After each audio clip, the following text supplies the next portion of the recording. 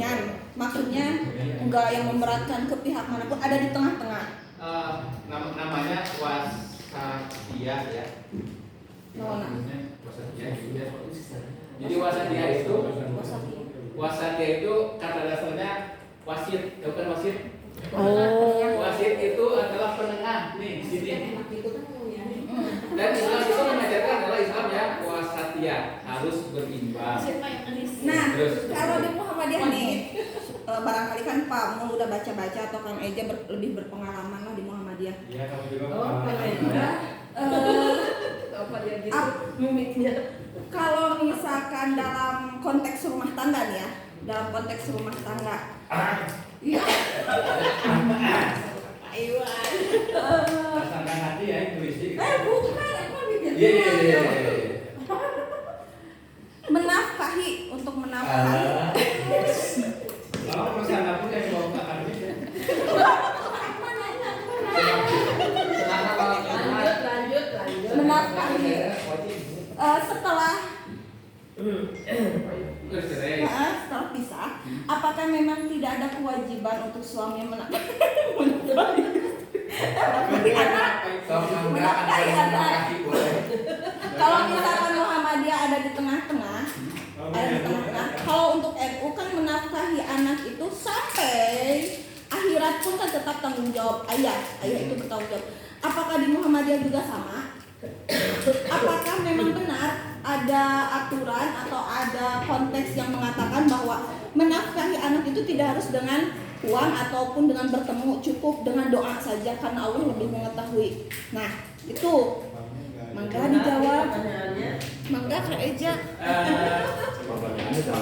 Saya bukan dalam karena kan penasaran apakah betul. Karena kan kalau menurut saya pribadi kan NU ya, kalau di NU itu untuk anak, menafkahi anak walaupun telah berpisah itu kan sampai akhir hayat dan wajib hukumnya, tidak cukup dengan doa. Kalau apakah di Muhammadiyah itu benar cukup dengan doa karena semuanya itu milik Allah gitu.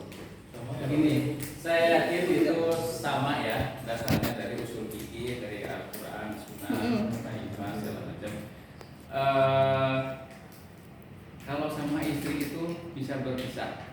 Ya. Betul. Berdasarkan empiris. Dan itu kan kita kan tahu hukum muhrim. Muhrim itu adalah putus nasabnya. Yang asalnya kita nggak boleh jadi boleh karena hukum muhrim. Kita berduaan sama istri jadi boleh, ibunya nggak boleh. Setelah kita cerai jadi nggak boleh lagi. Tapi dengan anak itu nggak ada putusnya, ya kan? Nah, kewajiban orang tua itu tidak terputus dengan adanya perceraian si suami istri. Jadi kalau kita ditanya Ubat mah itu Ubat mah anak suami oke kan, anak bapak nanti. Dan ini kebetulan saya itu tapi dari NU ya. Kalau Muhammad itu saya belum baca. Pas saya adalah NU Muhammad. Dan kewajiban suami itu kewajiban orang tua ya. Kalau anak laki-laki itu sampai sepanjang hayat, sampai akhirat enggak. Sepanjang hayat. Sepanjang hayat sampai akhirat mungkin masing-masing. Terus mau ngeset kemarin benar benar. Paling kita mendoakan ya. Kalau anak perempuan orang tua tanggung jawab sampai dengan menikahkan. Kalau udah nikah terserah bawa ke suaminya. Nah, apakah cukup dengan doa orang tua itu? Dakwah kan, dakwah. Ibadah itu dakwah kan. Orang tua itu harus kewajiban orang tua kepada anak gitu kan. Kalau misalnya kita cari fikih ini kewajiban orang tua kepada anak. Pertama itu kewajiban mengenai keimanannya. Dalam Al-Quran ada loh. Ketika Luqmanul Hakim berkata kepada anaknya, "Hai anakku, apa yang kamu sembah setelah jika aku nggak ada pernah dengar kan? Ya. Mata buduna min badi." Berarti si orang tua itu harus mengajarkan anaknya tentang akidah. Kasih bapaknya kan dulu mematakan anak anda Terapi akidah. tentang keimanannya. Terus selain keimanan itu biaya hidupnya, pendidikannya. Sebenarnya kalau menurut saya tahu itu tetap harus menafkahi Bapak mah. Jadi nggak terputus. gitu ya. Maaf kalau jawaban saya kurang memuaskan. Puas banget. Tapi kalau masalah gimana, saya pernah lihat, pernah dengar, memang perintah Allah itu mata bukan naming bani. Jadi rukun hakim itu mewajibkan kepada anaknya, anakku tentang keesaan Allah tentang tauhid nanti mana itu wajib. Makanya nih orang tua nih, kita harus memastikan anak-anak kita itu keimanannya benar gitu. Jangan hanya sholatnya aja, imannya benar, sholatnya benar, bikinnya benar, dan punya pola pikir juga yang benar. Gitu ya. Waalaikumsalam. Masih lanjut ini teh? Enggak udah. Satu. Pak Yan, boleh nanya Pak Yan? Aku ya sedikit. Silahkan. Ini tadi kan berbicara budaya ya. Budaya. Tadi yang seperti yang disampaikan oleh Pak.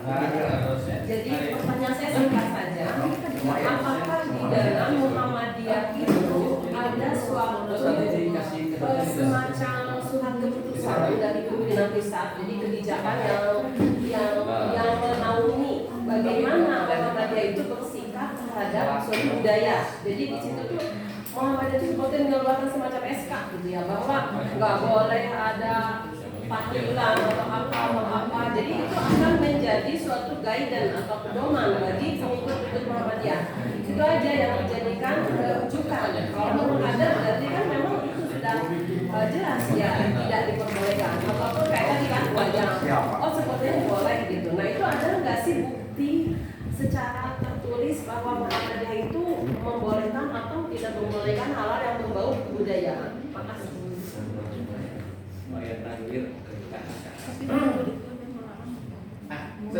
Balik bawah tanwir. Nah ini mestinya ya kita sebelum baca ini ada.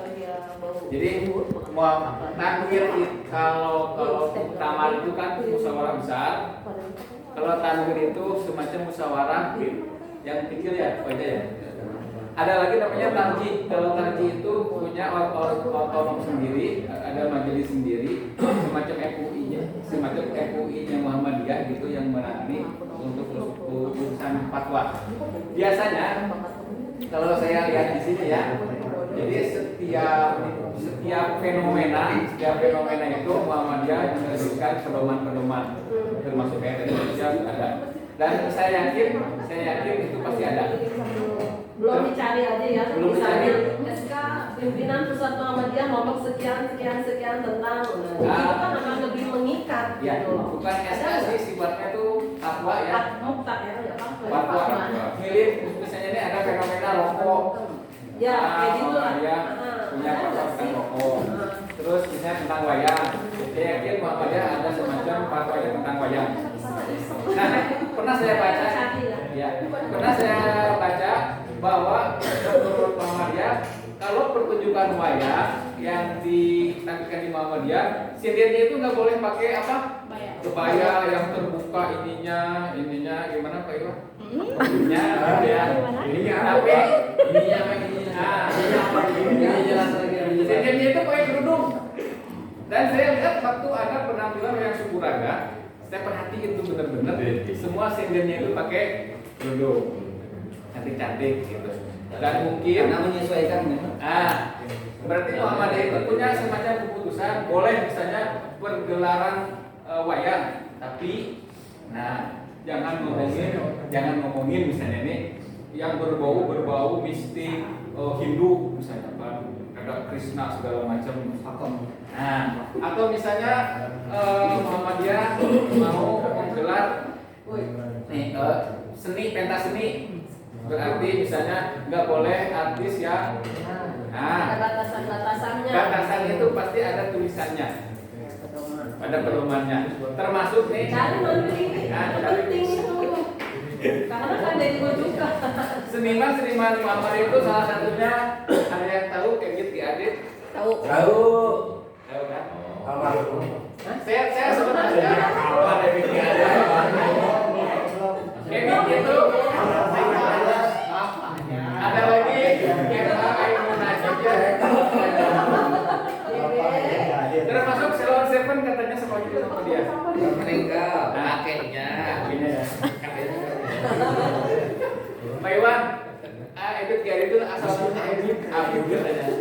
Abdul. Terus dia itu kan khusus bahasa Inggris sama guru bahasa nggak bisa bilang Abid, tapi dengan ajaran bahasa Inggris itu Abid. Udah ya? Ya, sudah cukup. Cari itu ya Bu, tapi yang saya tahu itu. Ya, kayaknya PR deh. Iya Pak Eri mau Kamu nanya. PR-nya belum? Baik. Oh, enggak sedikit itu aja. Marhain. Mahmud. Kalau tadi pertanyaannya marhainnya apa? Marhain itu satu ideologi yang mengatakan bahwa tidak ada penindasan manusia terhadap manusia. Gitu aja. Mungkin salah satu visi dan misi Muhammad itu aja sih masukannya.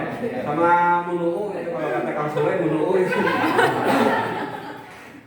Munuu Muhammadiyah itu saya yakin Muhammadiyah itu ini adalah yang ada berdomisili di daerah Jawa lah.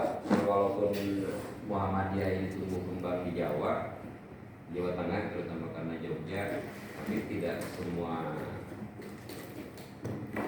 menjadi yang utama ya, walaupun Muhammadiyah ini kayak yang kedua.